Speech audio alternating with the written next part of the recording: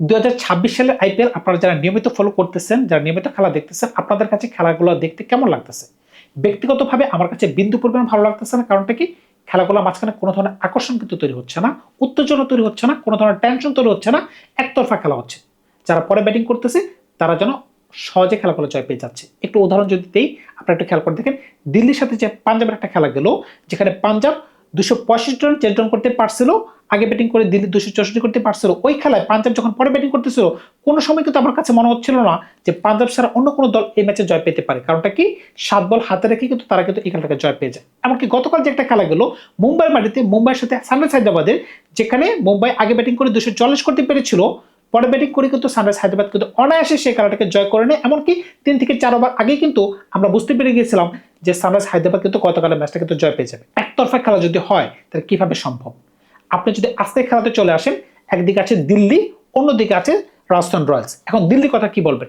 Delhi back to back যেভাবে দুইটা match হারছে, পাঞ্জাবের সাথে 264 রান নিয়েছে, 264 নেওয়ার পরে তারা একদম ডিমোরালাইজড হয়ে গেছে। এর পরের ম্যাচে আরসিবির সাথে তাদের এমন কি হইলো কিছুই বুঝতে পারলাম না। আগের দিন তো আপনারা ভালো ব্যাটিং করতে পারলেন, তাহলে পরের দিন এমন কি হইলো একই গ্রাউন্ডে যেখানে 8 রানে আপনাদের 6 উইকেট পড়ে গেল?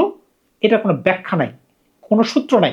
ভুবনেশ্বর কুমার এমনকি জশ হ্যাজেলউড মিলে আপনাদের কোমর ভেঙে দিছে। এখন দিল্লি কিভাবে কামব্যাক করতে পারে? দিল্লি কিন্তু টুর্নামেন্টের যাত্রা কিন্তু খুবই ভালো করতে পেরেছিল।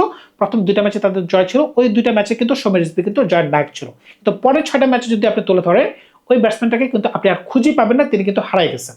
এখন যদি একটু রাজস্থানের দিকে আসেন, রাজস্থান রয়্যালসের যাত্রা কিন্তু এবছর কিন্তু দুর্দান্ত ছিল। কারণ কি? প্রথম 4টা ম্যাচের মাঝখানে কিন্তু সবগুলোতেই তাদের জয় ছিল, কিন্তু পরের 5টা ম্যাচে কেবলমাত্র তাদের 2টা জয়।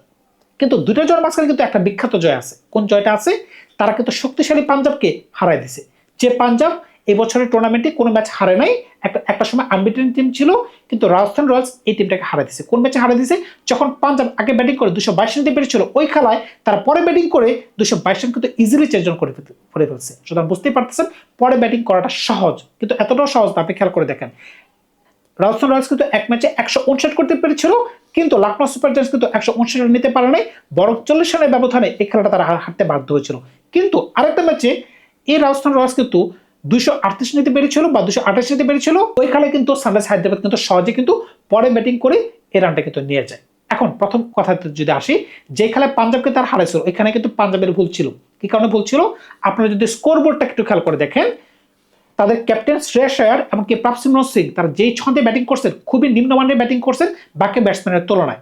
তারা যদি একটু ভালো ব্যাটিং করতে পারতেন তাহলে কিন্তু দলের রান 222 জায়গায় 250 হতে পারতো। কারণ কি? 12 ওভারে যদি আপনি 89 থেকে 90 রান নেন, তাহলে কিভাবে সম্ভব হবে? বাকি ব্যাটসম্যানের স্কোরবোর্ড দেখেন, সবার স্ট্রাইক রেট কিন্তু 200-র উপরে, এমনকি 300 আছে মার্কাস স্টয়নিস। সুতরাং বুঝতেই পারতেছেন এখানে কিন্তু আপনারা চালে ভুল করে ফেলছেন। এখন গতকালের ম্যাচটাতে যদি একটু কথা বলেন, যেখানে মুম্বাই ঘরের মাটিতে হারছে 240 রান নিয়ে, কি কারণে হারছে? মাঝখানের 5টা ওভারে কিন্তু তার কেবলমাত্র 35 রান নিতে পারছে। কি কারণে নিতে পারছে?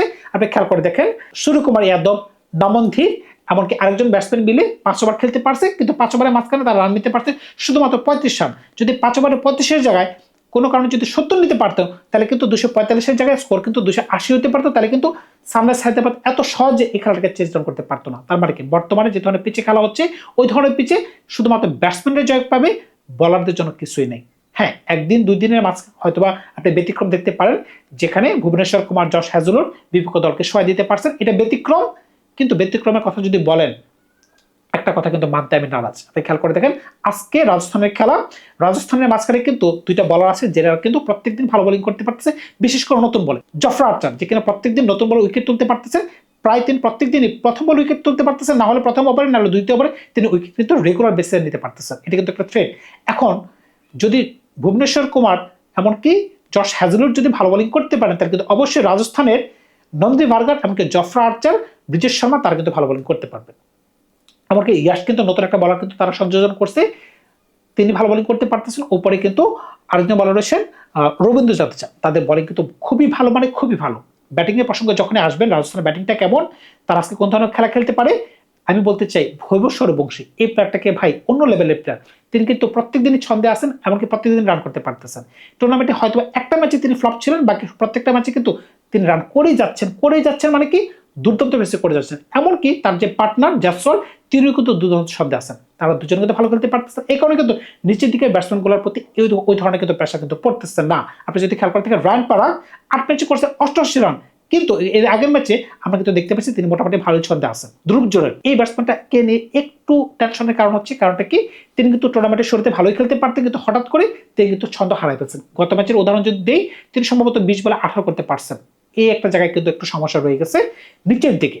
আমি কিন্তু এই একটা কথা কিন্তু বারবার বলে আসছিলাম যে এই ব্যাটসম্যানটাকে উপরে খেলার সুযোগ দেন, কিন্তু এখন আপনি তো এই ব্যাটসম্যানকে দল থেকে বের করে দিলেন। নাম কি তার? Sherman Hetmyer. শেরমন হেটমায়ার কিন্তু টি-20 বিশ্বকাপে 3 নম্বর পজিশনে খেলতে পারতেন, এমনকি তিনি ভালো ছন্দে ছিলেন, কিন্তু যখনই আপনি তার ব্যাটিং পজিশন নিয়ে 6-9 করলেন, তিনি কিন্তু ওই ধরনের ছন্দে নাই। এই কারণে কিন্তু আপনারা তাকে দল থেকে বের করে দিলেন। দলে কাকে আনলেন? ধানুশ সানাকা। এবং ধানুশ সানাকার জন্য আমার খুব খারাপ লাগতেছে। গত ম্যাচে তিনি শুধুমাত্র ফিল্ডিং এ দিয়েছেন, না করছেন বোলিং, না করছেন ব্যাটিং, তিনি শুধুমাত্র দর্শক হিসেবে দাঁড়ায় আছেন। সুতরাং বুঝতেই পারতেছেন এটা কিন্তু দলের জন্য খারাপ। তবে দলটা কিন্তু খুবই ভালো লাগতেছে। কি কারণে? শুভম দুবে ইম্প্যাক্ট প্লেয়ার হিসেবে যে ধরনের ছন্দে আছেন, ডেভন ফেরোরা যে ধরনের ছন্দে তিনি গত ম্যাচে ছিলেন, এমনকি এর আগেও তিনি একটা ইনিংস খেলছেন, মারাত্মক মানে মারাত্মক। তাদের বোলিং ভালো, তাদের ব্যাটিং ভালো, রাজস্থান কিন্তু আগে আছে এই সূত্রে। কিন্তু দিল্লিকে আপনি ছোট করে দেখতে পারতেছেন না। কি কারণে?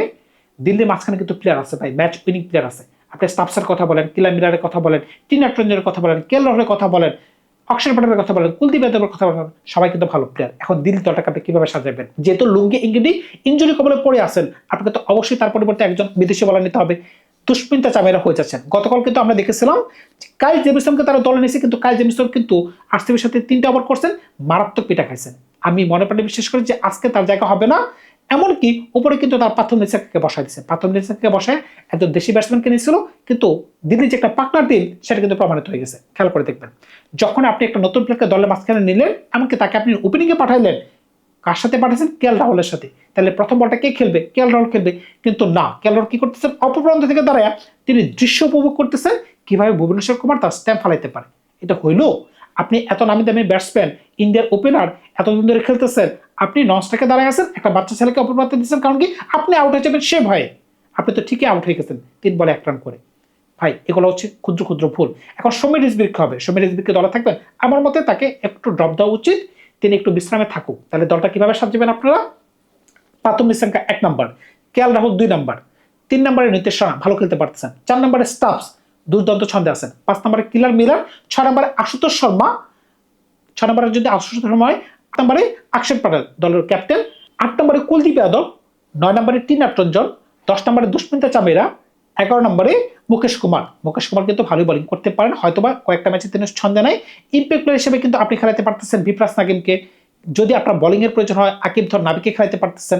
আরো যদি আপনার বোলিং এর প্রয়োজন হয়, আরো বলার কিন্তু আছে আপনাদের দলে, আপনারা তাদেরকে খেলাতে পারতেছেন। তবে কেএল জেমিসনের জায়গা হচ্ছে না, এমনকি নতুন যে ব্যাটসম্যানটাকে নিয়েছেন তার জায়গা হচ্ছে না। এখন যদি আপনার ইচ্ছা করেন, যে না কাইল জেমিসনকে আমাকে খেলাইতে হবে, তাহলে কিন্তু আপনারা পৃথ্বী শোকে খেলাইতে পারেন। কারণটা কি? পৃথ্বী শো কিন্তু ভালো ব্যাটসম্যান, হয়তোবা তিনি ওই ধরনের ছন্দে নাই, কিন্তু তিনি কিন্তু ভালো ব্যাটসম্যান। ওই ধরনের ছন্দে কেন নেই? কারণ কি আমরা তাকে খেলতেই দেখিনি। ভাই তাকে সুযোগ দেন। তিনি জীবনে ভুল করছেন, মানুষ মাত্রই ভুল করে, কিন্তু তাকে যদি সুযোগ দেওয়া না হয় তিনি কিভাবে ভুল থেকে সামনে দিকে আগাবেন। এখন যদি আপনি আপনাকে প্রশ্ন করেন যে আজকের ম্যাচে কার পাল্লা ভারী, আমি কিন্তু সরাসরি বলে দিতে রাজি আছি যে রাজস্থানের পাল্লা ভারী, কিন্তু কেউ কিন্তু বলতে পারবে না যে রাজস্থান জিতবে কিনা। কারণটা কি? টস এখানে মেজর ফ্যাক্টর। যারা পরে ব্যাটিং করতে পারতেছে মূলত তারাই জয়লাভ করতেছে। আপনি 10টা খেলা তুলে ধরেন, 10টার মাঝখানে 1 থেকে 2টা ম্যাচ যারা আগে ব্যাটিং করে তারা জিততে পারতেছে, কিন্তু বাকি ম্যাচগুলোতে যারা পরে ব্যাটিং করতে পারতেছে তাদের কিন্তু পাল্লা সবসময় ভারী থাকতেছে। কারণ কি? পিচগুলো একদম ফ্ল্যাট, পিচগুলোর মাঝখানে বলারদের জন্য কিছুই থাকতেছে না। এটা কিন্তু একটা খুবই বাজে দিক। ব্যাটে বলে সংঘর্ষ হওয়া উচিত, শুধুমাত্র ব্যাটসম্যান সংঘর্ষ হচ্ছে, সেটা দেখতে বোরিং লাগতেছে। 250 রান, 240 রান, 260 রান, 265 রান এমনভাবে চেঞ্জ হয়ে যাচ্ছে যেটা মামার বাড়ির মতো, মামার বাড়ির আবদালের মতো। মানে আপনি ব্যাটিং করতে যাচ্ছেন, আপনি ইচ্ছে করলেই চেঞ্জ ডাউন করতে পারতেছেন। তবে রাজস্থানের পাল্লা ভারী কি কারণে? জয়সওয়াল ভালো খেলতে পারতেছেন, ধ্রুব জোরের ভালো খেলতে পারতেছেন, ভুবনেশ্বর কুমার ভালো ছন্দে রয়েছেন, নিচের দিকে জফরা আর্চার, নন্দী বার্গার তারা ভালো আছেন, দেশি বলার তুষার দেশপান্ডে তারা ভালো করতে পারতেছেন, রবীন্দ্র জাদেজা ভালো করতে পারতেছেন, ছন্দে আছেন। এখন দিল্লি যে কারণে ছন্দে নেই, কারণটা কি? তারা একটা ম্যাচ খুব ভালো খেলতে পারতেছে না, একটা ম্যাচ খুব খারাপ খেলতে পারতেছে, উত্থান পতনের মাঝখান দিয়ে আছেন। দেখা যাক আজকে তারা কোন ধরনের খেলা খেলতে পারেন। ধন্যবাদ সবাইকে, বিনীত অনুরোধ রইল সবাই আমার চ্যানেলকে সাবস্ক্রাইব করবেন, ভালো থাকবেন, বিদায় নিলাম আজকে।